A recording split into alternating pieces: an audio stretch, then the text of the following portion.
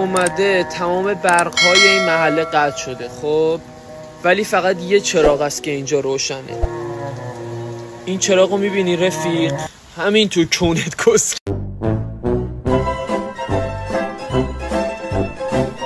یه دختر ایرانی هم دیت اول بگی بیا خونه کنسل. یه دختر ایرانی هم اگه بگی نود بفرست کنسله.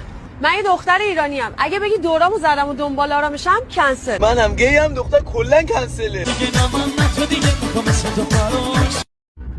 داش سلام. سلام. ماشین خراب شده؟ نه دو شب از تویی کردیم اومدیم تو رادیات نپتون بزنیم. برار تو کسخله.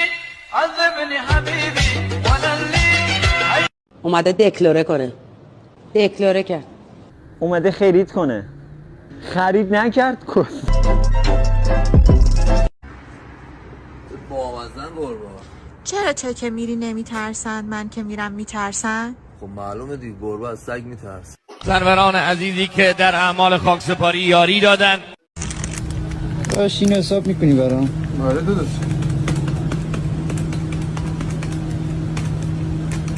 داش دیگه چیز نمیخوای؟ نه همین خار ماشین حساب گاهی.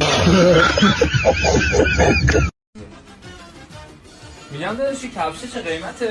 این کار اون 8 تومنه ولی برای جوانای جذاب 3 تومن. یعنی برای من هم 3 تومنه؟ نه برای شما رایگانه. به خاطر که خیلی جذابم. سوال خوبی بود. چون شما کون هست.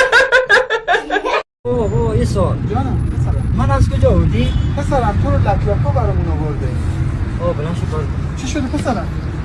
بگو پسرم. بابا زنی به این مشکلی داری. بعد رفتی لکلک کردی. چطوره داشلی؟ عالی دمت گرم داداش. ای گفتی شبیه چی شدی؟ شبیه کیر خر شدم کسکه.